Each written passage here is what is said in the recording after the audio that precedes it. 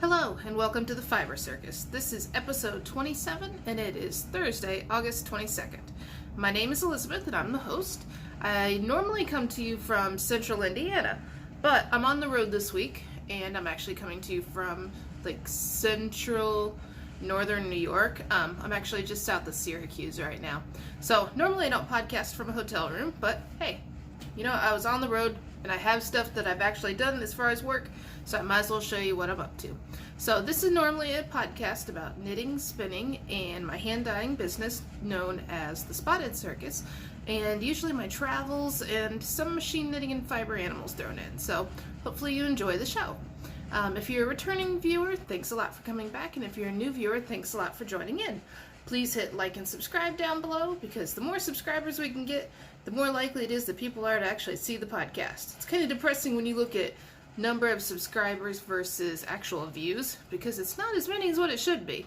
So share the word, get it out with your friends. So this week, what have I been working on? The last couple of weeks the podcast has been kind of boring because I've worked on literally one thing, and I did work on that thing again, but I did make it a point to work on a few other things, that way I had some content. The problem is some of those things are back in Indiana, so I'm gonna have to like insert pictures up here so that way you can imagine what things look like. So my first project that I'm working on is my Rainbow in the Storm sweater by Paige Parkin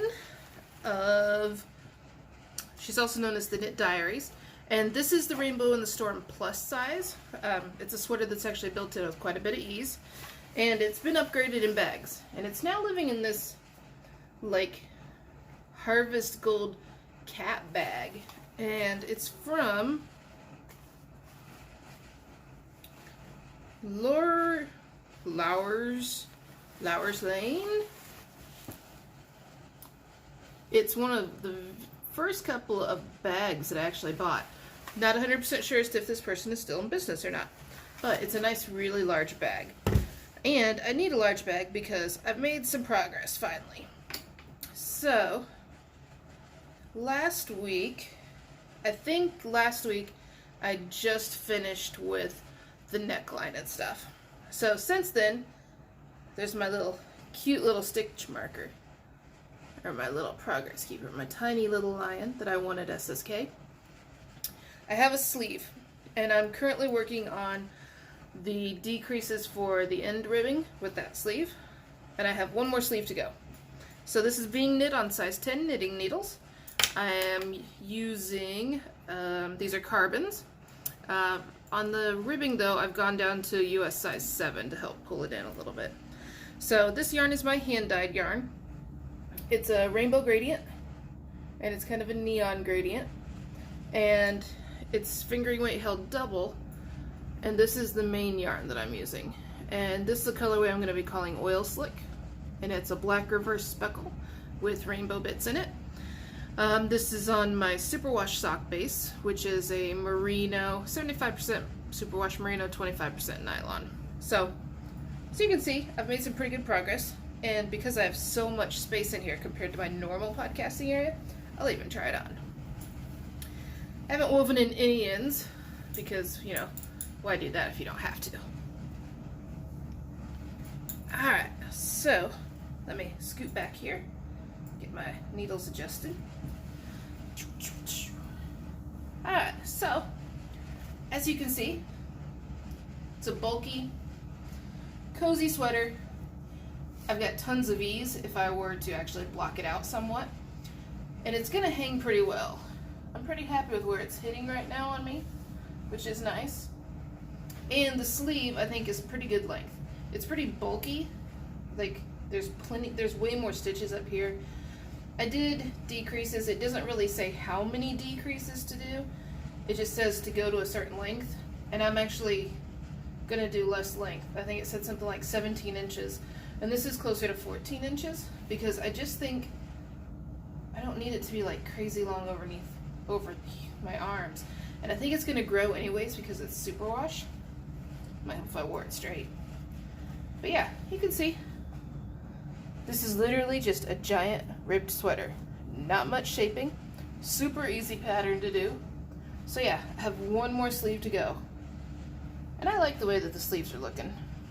It's working out pretty well. It started to pool slightly here and there, just because of the way that the stitches are going. Have it done before SAFF, which is in October, which was kind of my goal, because I wanted to have it as a shop sample and hopefully sell kits for it.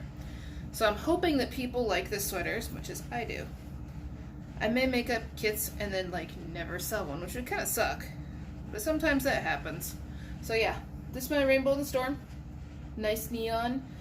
Let's see, the pink, the orange, the yellow, the green, and the purple at the very bottom will all glow under black light too, because who doesn't need a black light reactive sweater? Because you never know when you're going to go into Spencer's Gifts or a roller rink, in my opinion. So that is my main work in progress I've been working on. But I figured, you know, I need more content for the podcast. I can't just continue to work on one thing. So I pulled out my Meraki tank, and it's currently living in a slip stitch Lamacorn bag, and it's really a little bit too small for that too, but you know, we're gonna work with it. So this is the Meraki, and it is by Sara Gresbach, and the yarn that I'm using is Berocco Remix, and it is all recycled fibers, and I was hoping I had a tag to show what all's in it. There we go. Okay, so Berocco Remix Light. There's also a heavier weight. So the content is 30% nylon, 27% cotton, 24% acrylic, 10% silk, and 9% linen. So it's literally a whole bunch of different strange fibers together. So with my Meraki, I have gotten to the point where I have split the back from the front. And this is one where it can technically be reversible. There's a mesh lace area, and then the other front or back side has like a little keyhole detail, and it's solid. So this could be either or, front or back. So I've split, and the original pattern does not have sleeves. However, Leslie from the Knit Girls did one, and she made sleeves on hers, and I prefer that because I don't like to wear a whole lot of sleeveless things. I feel like my armpits are kind of fat looking, so I would prefer to have somewhat of a sleeve. So with mine, I cast on, let me see, because I asked Leslie how much did she cast on, and she didn't know the exact number of stitches. She just figured a couple of inches. So after I worked the split for the sleeves on each arm side, I added 36 inches. So it should work out to be between 4 and 5 inches of like a little sleeve coming up over the top. And when I work the back side of it, I'll cast on again and do the same thing. I don't know if I'm then going to join both of them at the underarm area or not. I don't really know. Or if it's just going to kind of be a graft at the top and have like a fluttery sleeve thing. Not real sure what we're going to do yet. But the last time when I showed this tank top off, I was clear down here where this orange thing was. So I've knit all the way up to the armpits, cast on armpits, and working through it. And I've got roughly 4 inches of armpits to go. So it's an interesting yarn. It's got all sorts of pops of things. There's some deeper red areas, which are definitely the silk popping through. And then there's these whitish threads, and those are the linen coming through. So I'm knitting these on size, I want to say there's 6s or 7, 5, yep, 6s. Size 6 needles. Once again, interchangeables. So my back stitches are all on an interchangeable with needle stoppers, which makes it way easier to pick back up again, because all I've got to do is just screw on the ends and go to town. So I'm working on my Meraki tank finally. It'd be a nice summer wear. It's starting to finally cool down a little bit.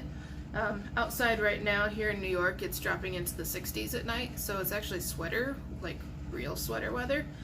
So we'll get this done. I mean, worst comes to worst, I'll wear it next year. So no big deal. So those are the 2 main items that I've been knitting on the last 2 weeks. I didn't finish anything, unfortunately, and I did cast on something new, but it didn't work out. So I cast on a pair of socks from the ball of lollipop yarns that I got at SSK a few weeks ago.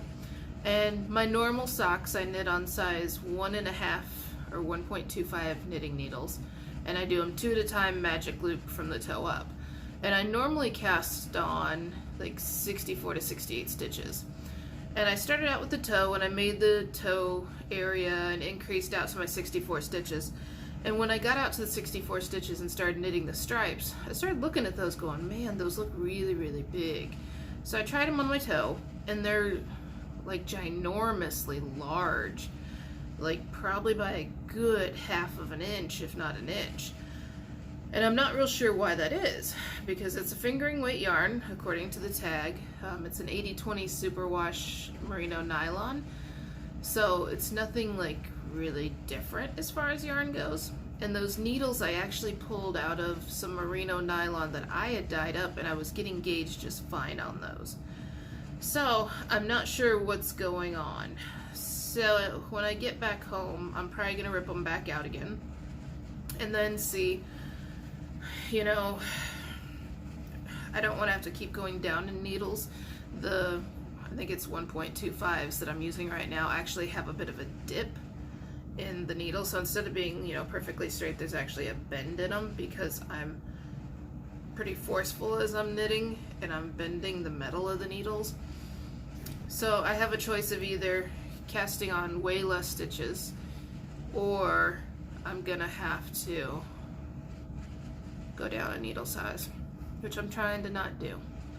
I have thought about the idea of possibly running it through and making a sock tube on one of my knitting machines, and then putting in an afterthought heel, toes, and cuffs. I've never done that before, but like Amy Florence of the Stranded podcast does it all the time, and she has a good tutorial on how to pick up for where the heel goes. My only concern is that I'm gonna knit this tube, and then I'm gonna pick up for the heel at the wrong spot and have a cut in the middle of my yarn that's kind of wasteful. So I'm not real sure what exactly I'm gonna do about them, but they're definitely gonna get ripped out. So I made it probably about 2 inches before I figured out they were too big. Could be worse, but I kind of hope to have those as travel knitting because they're pretty mindless, but not anymore, unfortunately. So machine knitting, I did actually just teach a class last weekend. So last weekend I left my place in Indiana and drove to Ohio and taught a 1-day machine knitting class. It went really well. The ladies all made hats.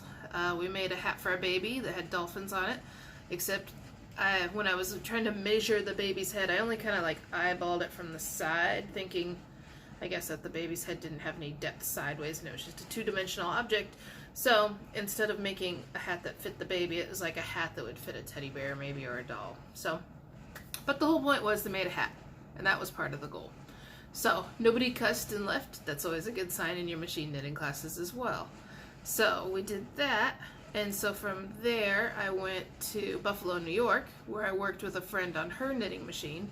And while we were there, we went to I think it's the Erie County Fair. I think that's what, I think Buffalo's in Erie.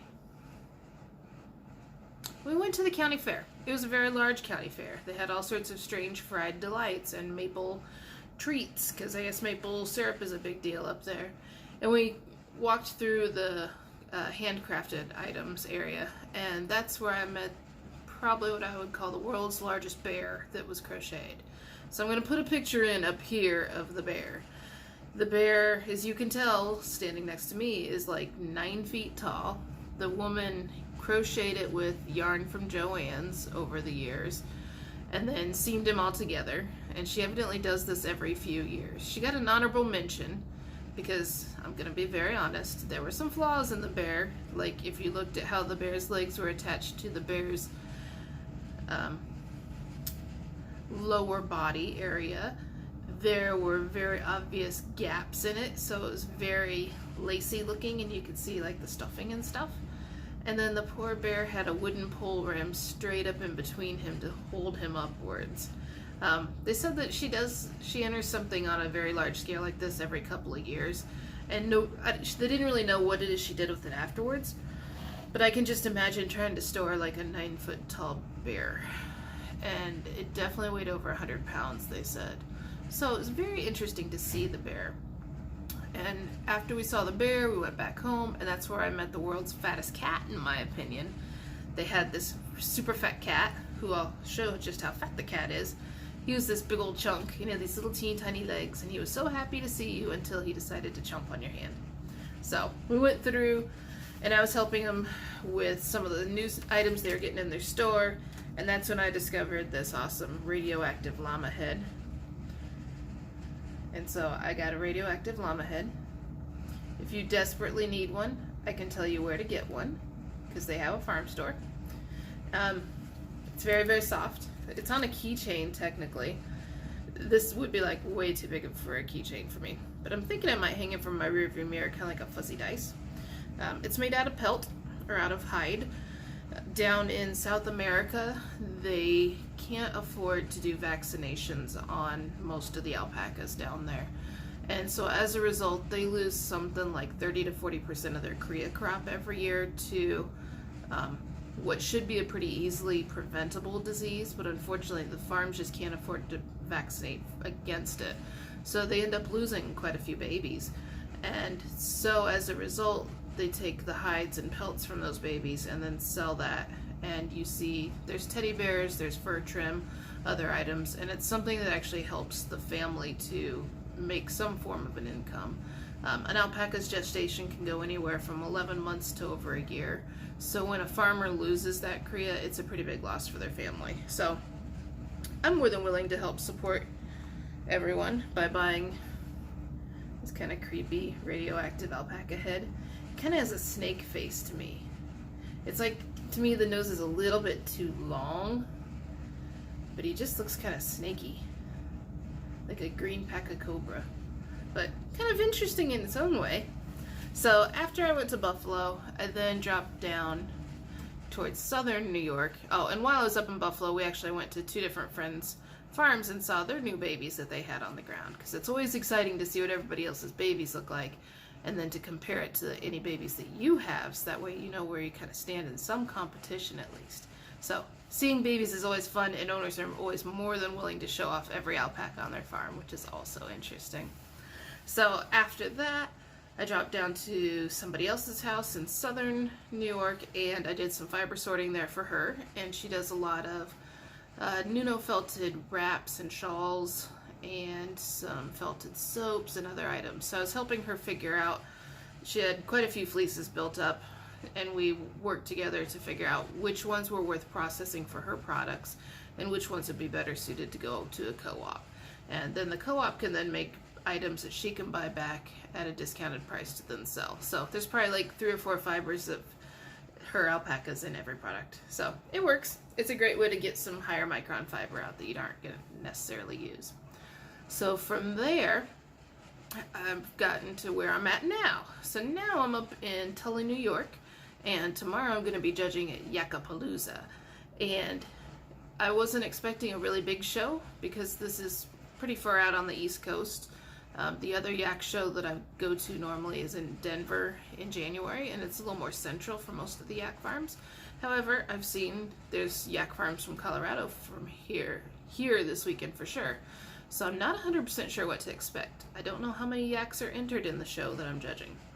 This is also going to be a little bit of a challenge, because when I judge the yaks, I physically go up to each yak and comb a sample from their shoulder, from their mid-side, and then from their rump.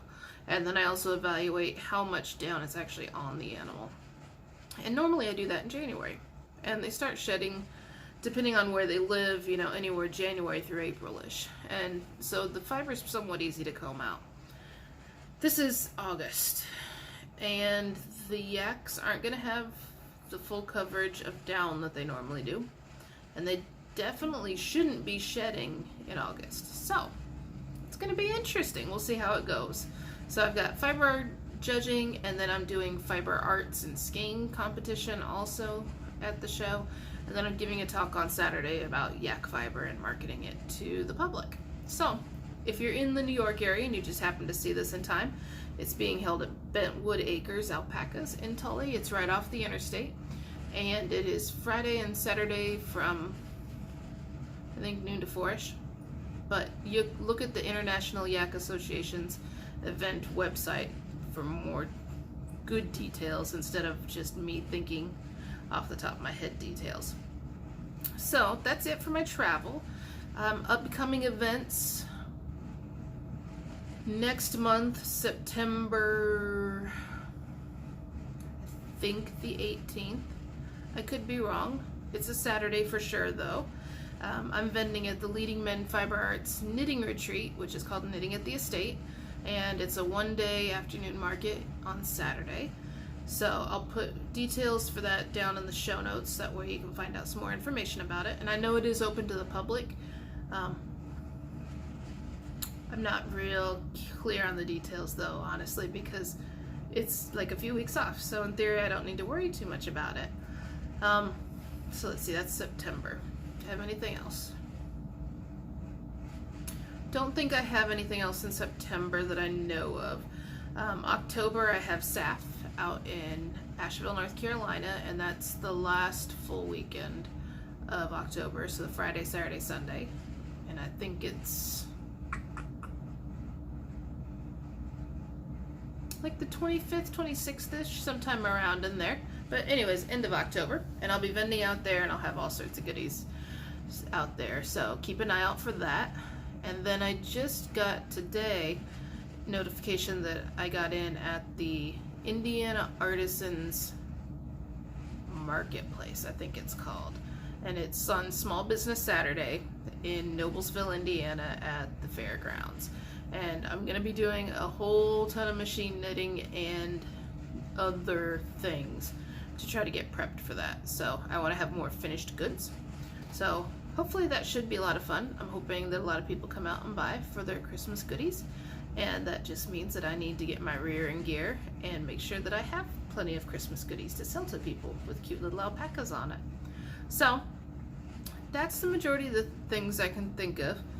And now looking down at my notes, I just totally forgot something else that I finished. Spinning. I did some spinning last week. I finally decided that I needed to get the singles that I'd spun from Nicole Frost bats that I'd spun up like several months ago. I needed to just get them done. And I couldn't decide if I was going to chain ply them or 2-ply them. And I finally just decided to ply them with a holographic thread. And in doing so, I maintained the length of these singles, and I came up with the largest skein that I've ever produced.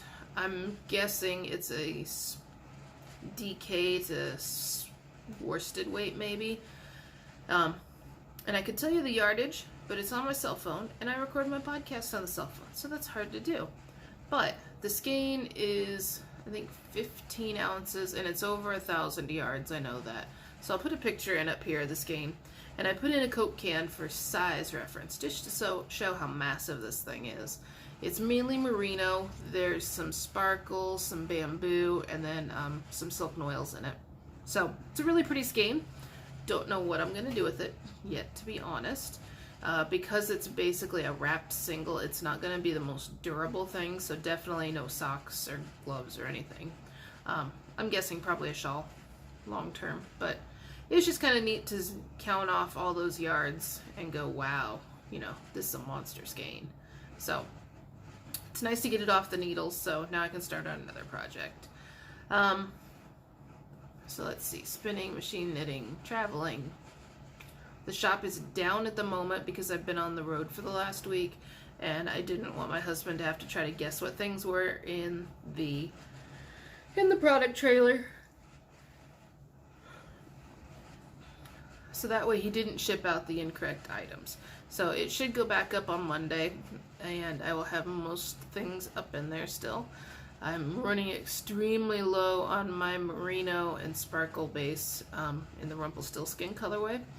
Thanks a lot, Leslie from the Knit Girls, for your very honest and excited reaction when you saw Laura spinning, because wow, that's the exact kind of reaction that you want to your fiber.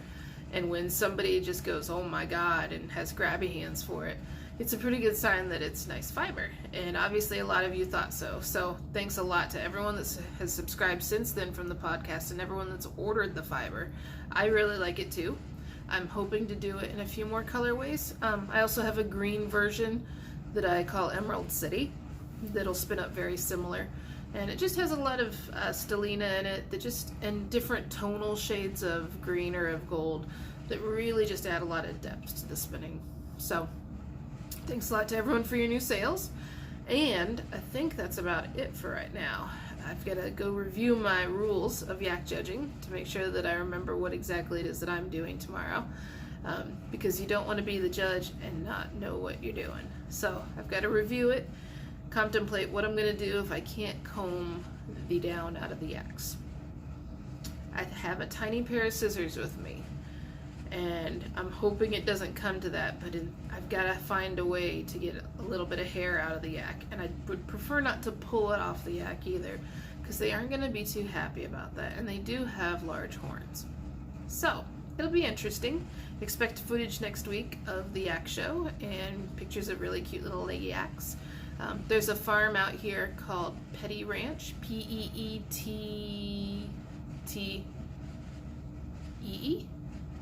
Ranch, I think. But they're out of Colorado, and they have a little yak named Pampers, and she's a bottle baby. She was born during a really cold snowstorm and really tiny little thing, so she's been raised in the house as a bottle baby with the dogs, and she thinks that she's a dog. And I watch the videos on their Facebook page of her running around, and she's hilarious. So I'm kind of hoping that she's out here for judging. It's a pretty long drive from Colorado, and I know that her owners are out here, but I don't 100% know if they brought yaks as well. But I'm hopeful, and if she is, I'm definitely going to get a video of her cuteness, because she just sticks her little feathery tail up in the air and runs around like a dog chasing the dogs, and it's just so cute to watch. So that's it for this week. Hopefully you guys have a great time, and I will talk to you again in 2 weeks. Bye.